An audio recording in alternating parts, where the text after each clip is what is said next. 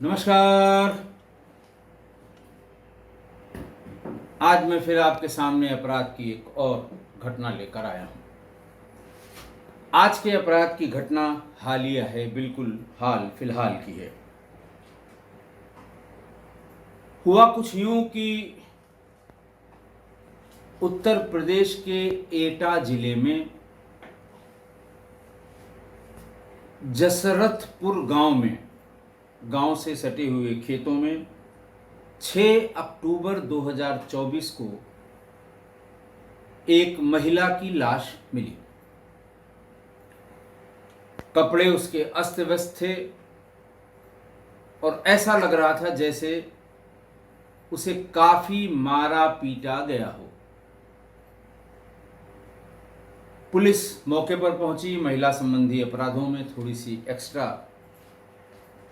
Alertness दिखाई जाती है। आप जानते हैं कि महिला संबंधी अपराधों में बात का बतंगड़ बनने में बिल्कुल समय नहीं लगता।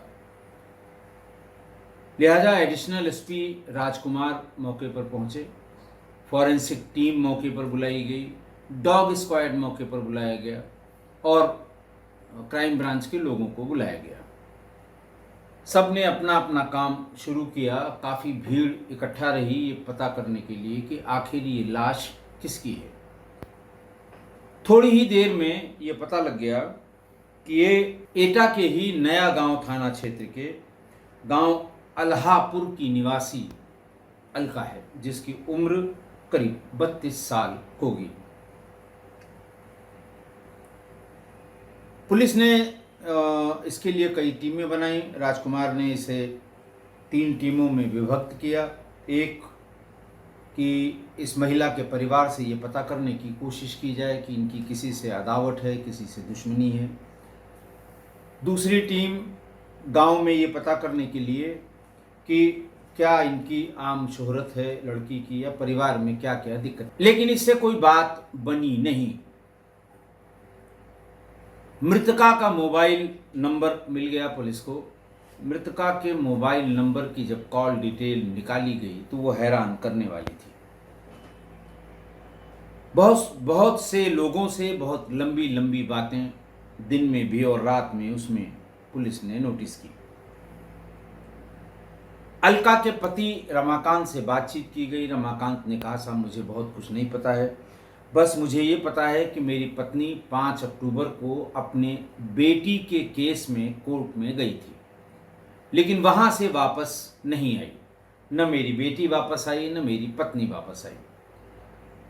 मैंने थाने में जाकर इसके बारे में सूचना भी दी। थाने वालों ने कहा कि ढूंढो कहाँ चली गई होगी। बेटी के साथ माँ ऐसे नहीं किसी के साथ भागी होगी। जैसे पुलिस की टालने की आदत होती है, टाल के उसको इधर उधर कर दिया गया। खैर, जब सीडीआर निकाली गई तो उसमें सबसे ज़्यादा बात अलका की जिससे हुई वो उसके मायके का रहने वाला सुभाष था। सुभाष की उम्र कोई 38 वर्ष थी और सुभाष बलात्कार के एक मामले में 10 वर्ष की सजा काटने के बाद 7-8 महीने पहले ही वापस अपने घर आया था। पुलिस ने सुभाष को पकड़ा और सुभाष से बातचीत करने की कोशिश की।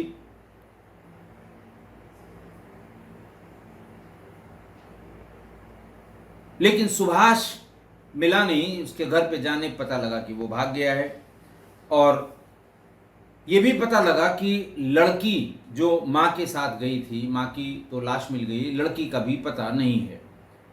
उससे जानकारी करने की कोशिश की तो ये पता लगा लड़की 2 बहनें थीं, दोनों घर से निकल गई थी, फरार हो गई थी। बच्चों के पिता ने ये बताया कि रमाकांत ने कि उसी दिन वो गई थी और शाम तक मेरी छोटी वाली ही भी लड़की चली गई और किसी का कोई पता नहीं है। 4-5 दिन इसी तरह निकल गए, लेकिन कुछ बात आगे बढ़ी नहीं। पुलिस बार बार हर संभावित जगहों पर दबिश देती रही। पुलिस को शंका तो हो गई कि सुभाष भी गायब है और जिस लड़की के साथ इसकी माँ गई थी वो लड़की भी गायब है और लड़की की बहन भी गायब है। यानी परिवार में सिर्फ उसका पिता रमाकांत मौजूद मिला। तो दाल में कुछ काला है और इन्हीं तीनों में से पकड़े जाने पर ही सही बात का खुलासा हो पाएगा। खैर, दबिश पर दबिश होती रही। 5 दिन निकल गए। 10 अक्टूबर को सुबह करीब 5 बजे, 5 पौने 6 बजे ये खबर आई कि ये दोनों, लड़की और सुभाष, ये दोनों ही नगला कल्लू इलाके में देखे गए हैं रात में। पुलिस ने अपने वहां मुखबिर लगाए और सुबह सुबह करीब पौने 6 बजे के आसपास नगला कल्लू के नगला चिटियन मोड़, अलीगंज कुरावली मार्ग के पास बस के इंतजार में सुभाष और मृतका अलका की बेटी को गिरफ्तार कर लिया गया, पकड़ लिया गया, थाने पर लाया गया। शक के बिना पर उनको गिरफ्तार किया गया कि इनको ही पता होगा, क्योंकि यही लोग सीडीआर की लोकेशन से ये भी पता लगा कि वो कोर्ट गई थी और कोर्ट में जिसके साथ उसकी लोकेशन मिल रही थी ये वही है जो उसके मायके का सुभाष है। पहले तो सुभाष ने बिल्कुल जैसे वो कुछ जानता ही नहीं, घटना से एकदम अनजान, अरे अच्छा कब लाश मिली, कहाँ लाश मिली, वो तो हमारे साथ गई थी, वहाँ से घर के लिए निकली थी, इस तरह की बातें उसने शुरू की। चूंकि पुलिस के पास कॉल डिटेल थी, उन दोनों की अंतरंगता का पता था, ये भी पता लग गया कॉल डिटेल से कि दोनों एक साथ कोर्ट भी गए थे। लड़की, वो जो नाबालिग लड़की थी, उसके पास भी मोबाइल थी, उसकी कॉल डिटेल से भी ये पता लगा कि ये लोग कोर्ट तक गए थे। पुलिस ने फिर अपना कार्यक्रम शुरू किया, विशेष श्रेणी की पूछताछ शुरू की। हर श्रेणी की पूछताछ की गई, सत्य बोलक यंत्र का भी प्रयोग किया गया और थोड़ी देर बाद उसने ये कहा कि साहब अब सब बंद कर दीजिए, कोई कार्यक्रम मेरे ऊपर न किया जाए, मैं पूरी बात बताता हूं। उसने ये बताया कि साहब मैं करता क्या, मेरी अलका से जेल जाने से पहले की ही बातचीत है, मेरे अंतरंग संबंध थे। इस बीच में मैं जेल चला गया, उससे मुलाकात बंद हो गई। जैसे ही मैं जेल से छूटकर आया, मैं सीधे अलका के ही पास गया और मैं दिन में लगभग पूरा टाइम अलका के घर पर ही बिताता रहा। उसकी दोनों लड़कियां भी उसके साथ रहती थी, पति काम पर चला जाता था। एक दिन बहुत परेशान थी अलका और उसने कहा कि ये मोहल्ले के यानी गांव के 2 लड़कों से बहुत बातचीत करती है और एक दिन मैंने उन दोनों लड़कों को अपनी बेटी के साथ, बड़ी बेटी के साथ पकड़ लिया था। गांव वाले भी सब इधर उधर की बातें कर रहे थे।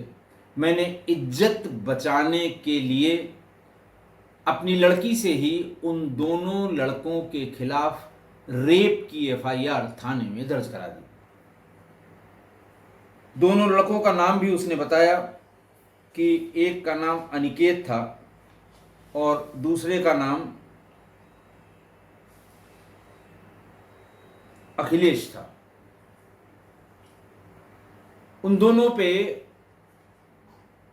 एफआईआर करा दी, लेकिन फिर भी ये उन दोनों से बात करती रही। मैंने बहुत डांटा फटकारा, लेकिन मुझे बाद में ये पता लगा कि एक तो एफआईआर कराई है, दूसरा उन्हीं लोगों से बात कर रही है। कल को ये पुलिस को जाके कह देगी कि मेरी माँ के कहने पे मैंने ये एफआईआर कराई है, मेरी कोई शिकायत इन लड़कों के खिलाफ नहीं है।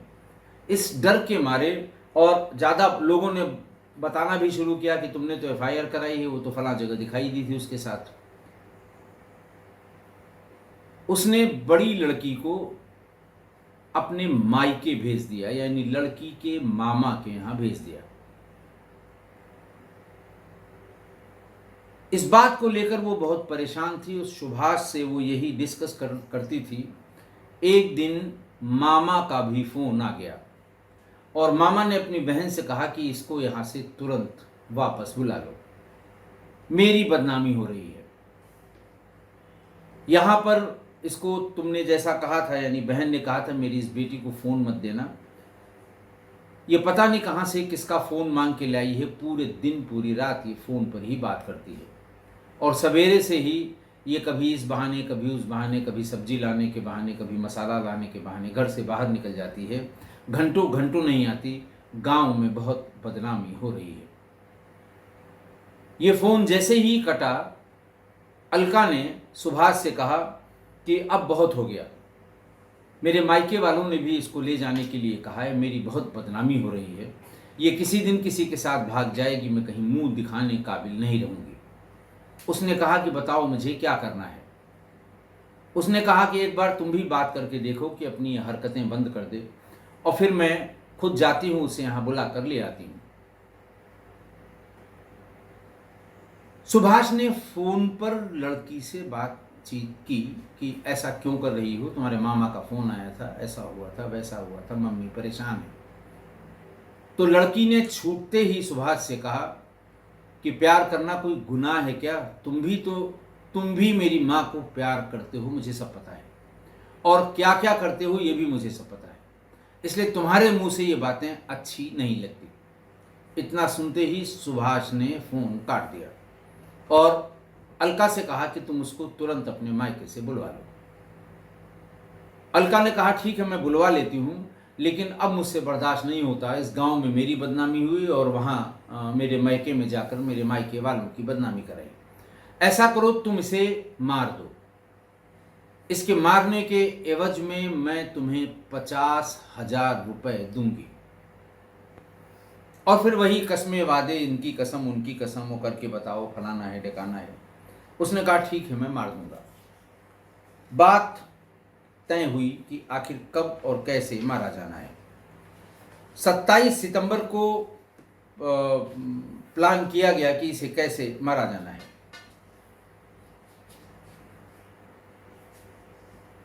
तय हुआ कि अगली डेट हमारी 5 अक्टूबर को है। हम अभी चले जाते हैं अपने मायके से, उसको बुलाकर यहाँ ले आएंगे। उसके बाद उसको लेकर हम 5 को कोर्ट जाएंगे, अदालत में जाएंगे, हमारी डेट है। तुम वहीं अदालत में मुझे मिलना। वापस लौटते समय मैं उससे कह दूंगी तुम सुभाष के साथ चलो, घर पहुंचो, मैं आ रही हूँ, और फिर रास्ते में इसे तुम मार देना, मुझसे 50,000 रुपये ले लेना। बात 27 सितंबर को तय हो गई।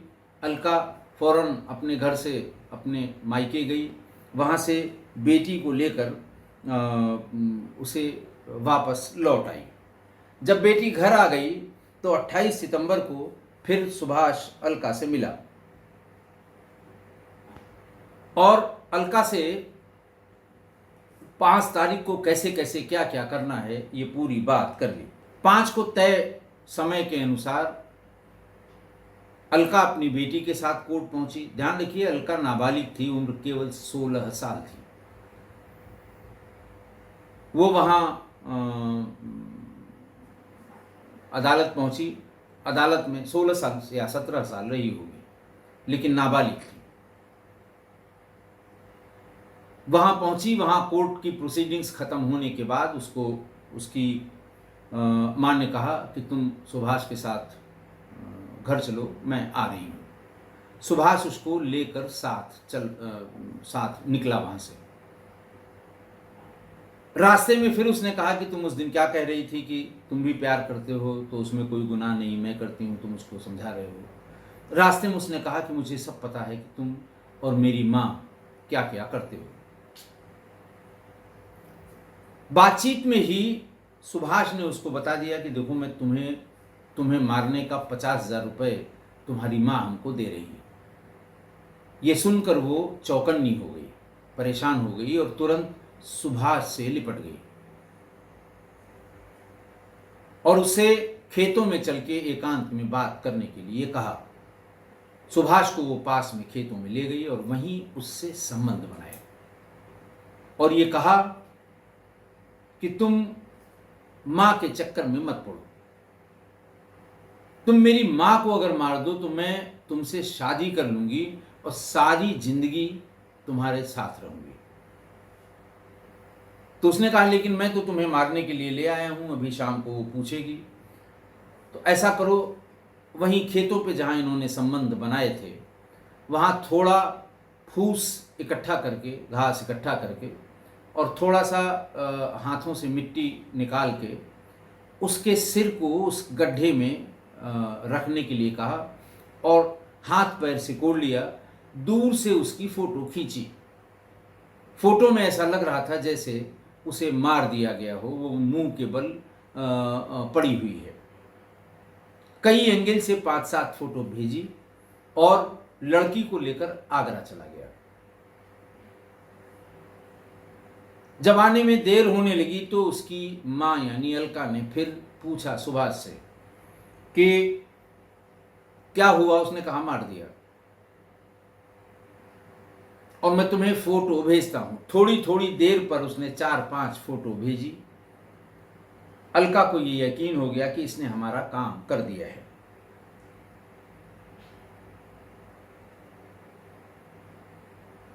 अलका के घर वो गया और अलका से उसने ये कहा कि मेरा पैसा तुरंत मुझे दे दो जो तुमने वादा किया था। 2 अक्टूबर को गया था वो।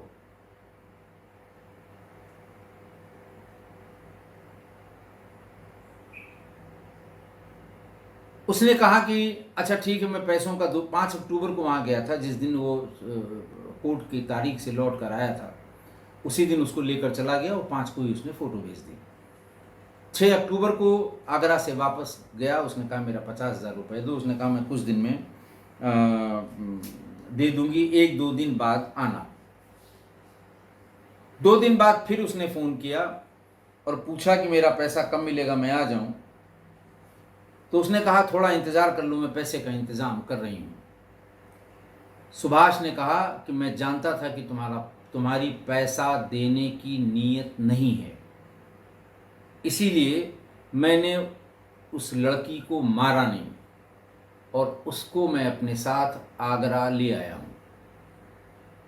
तुम्हें अगर पैसा नहीं देना है तो आ जाओ, अपनी बेटी को ले जाओ। ऐसा सुनकर अलका अचंभे में आ गई। उसने कहा कि तुम आ जाओ, यहीं हम लोग मेला घूमेंगे, तुम अपनी बेटी को ले आना।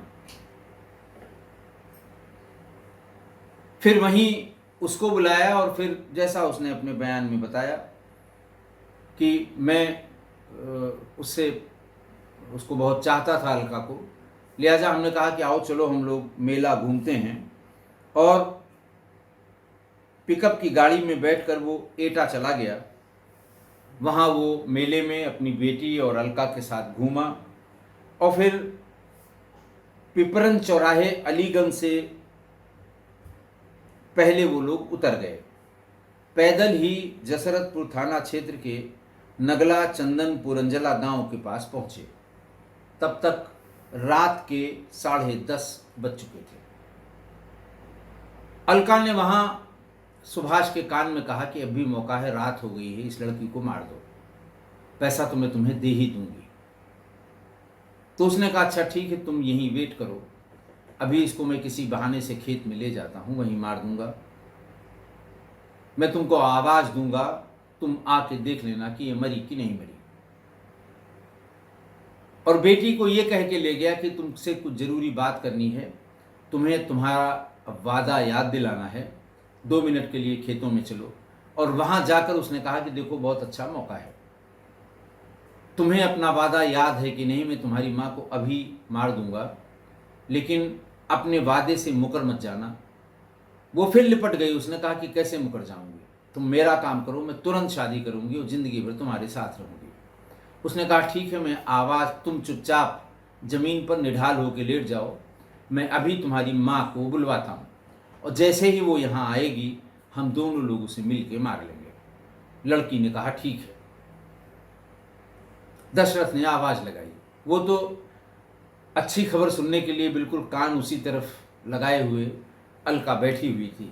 जरा सी आवाज़ हुई, भाग के खेतों में पहुंच गई। जब तक वो बताता टॉर्च की रोशनी में कि ये देखो मार दिया है, तब तक लड़की भी उठी और सुभाष ने भी पहले उसे वहीं खेतों में पटक लिया, उसके बाद फिर सीने पे खड़े हो सीने पे बैठ के उसके गले को दबा दिया। पास में जो ईंट पत्थर मिले उसे, उससे उसके चेहरे को, हाथों पैरों को कूच दिया। और जब ये यकीन हो गया कि अब ये मर गई, तो वहाँ से दोनों चले आए। एडिशनल एसपी राजकुमार ने इस पूरे मामले का खुलासा किया 12 या 13 अक्टूबर को, यानी अब से 2-3 दिन पहले। सुभाष को जेल भेज दिया गया और नाबालिग किशोरी को उसके उम्र का निर्धारण करने के बाद बाल सुधार गृह भेज दिया गया। दोनों ही, लड़की बाल सुधार गृह और प्रेमी 38 साल का प्रेमी सुभाष जेल भेज दिया गया।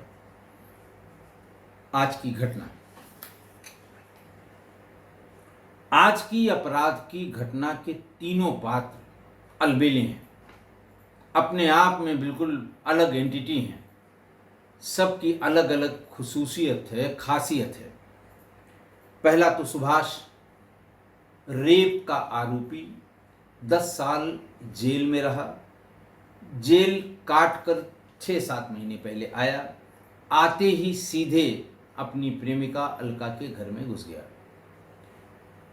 वो जानता था कि इसकी अब शादी हो चुकी है। जेल से वो बराबर जो लोग मिलने आते थे उनसे पूछा करता था कि उसकी 2 लड़कियां भी हैं। गया और फिर वही अपना शुरू किया।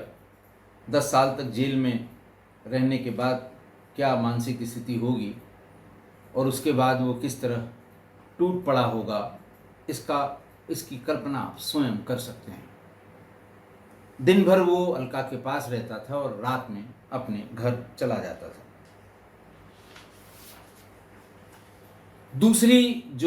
दूसरा जो पात्र है वो अलका है। घर में पति मौजूद, 2 लड़कियां, एक उसमें से बड़ी हो गई, 16-17 साल की हो गई, फिर भी सुभाष के साथ घर में रहना, घूमने जाना, और साथ में रह रही है तो ज़रूर कुछ न कुछ ऐसी हरकत करती ज़रूर होंगी जिन पर बच्चों की नज़र ज़रूर पड़ती होगी, और बेरोक टोक अलका के कमरे में, अलका के घर में आना जाना। तीसरा पात्र अलका की बेटी, मोबाइल एडिक्ट थी और दिन रात मोबाइल पर लगी रहती थी। तमाम उसके पुरुष मित्र हो गए, समय से पहले वो परिपक्व हो गई। गांव मोहल्ले में सुबह शाम लड़कों का चक्कर लगाना, आना जाना शुरू हो गया। 2 लड़कों को लेकर उस माँ की बदनामी होने लगी। माँ ने उनकी दोनों की FIR करा दी, लेकिन फिर भी न तो बात करना बंद किया, न बात करना बंद किया, न मिलना जुलना बंद किया। फिर गांव से जब इस तरह की बात आने लगी तो उसे ननिहाल भेज दिया।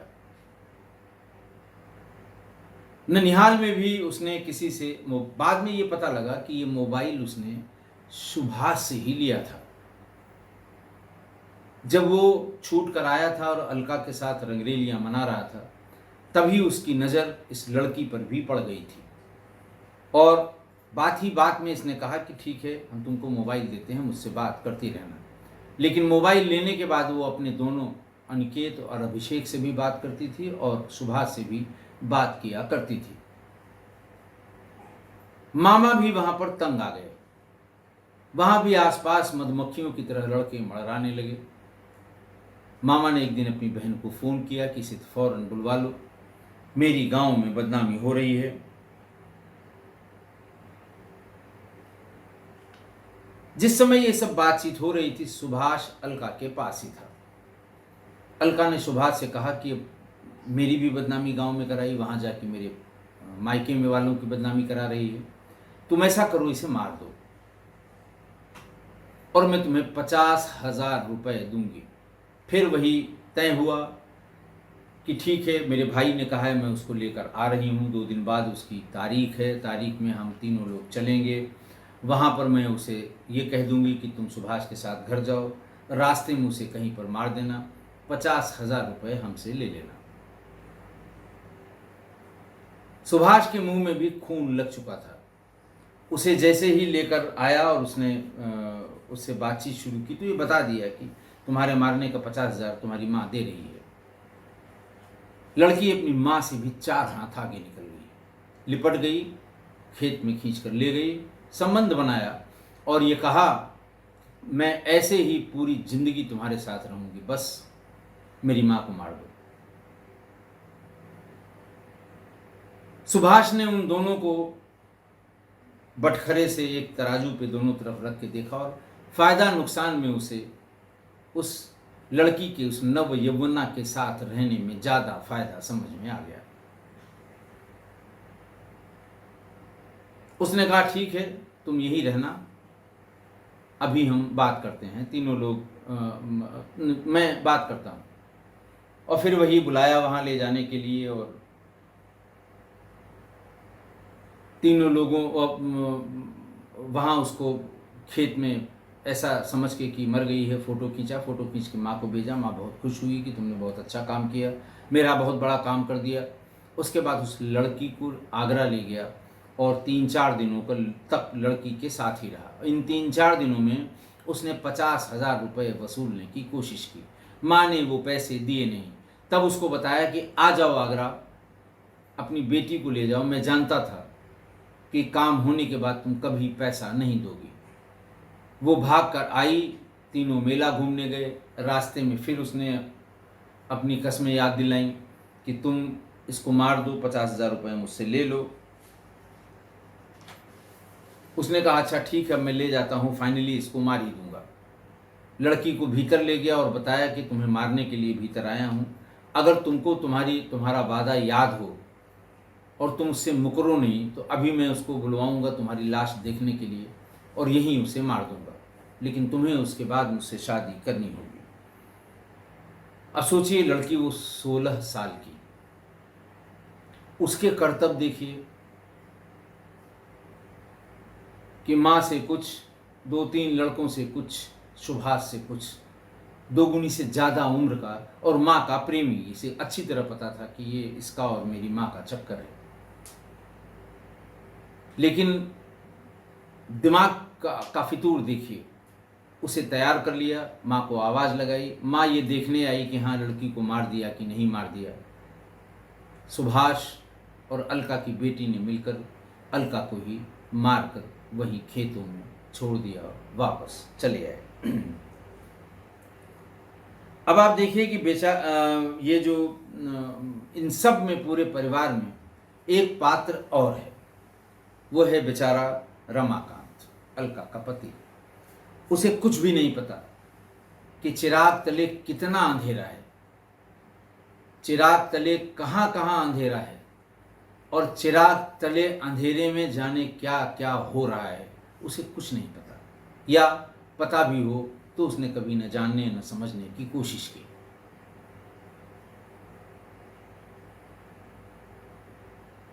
अब आप ये सोचिए, जिस घर का वातावरण ही इस तरह का हो तो बच्चों पर उसका प्रभाव पड़ना लाजमी है, पड़ेगा ही पड़ेगा। लड़कियां जब अपनी माँ को वो सब कुछ करते हुए देख रही हैं जिसके लिए माँ उसको मना करती है, तो माँ कैसे मना कर पाएगी। खुद वही कर रही है और बेटियों को ऐसा करने से मना कर रही है। ये जो बड़ा फेमस मुहावरा है कि जो दूसरों के लिए कुआं खोदता है एक दिन उसी कुएं में गिरता है। शायद इस अपराध की कथा में, इस अपराध की सत्य कथा में इससे ज़्यादा फिट बैठने वाला कोई मुहावरा नहीं होगा। आशा है आप मेरी इस बात से सहमत होंगे। आज के लिए इतना ही। बहुत बहुत धन्यवाद।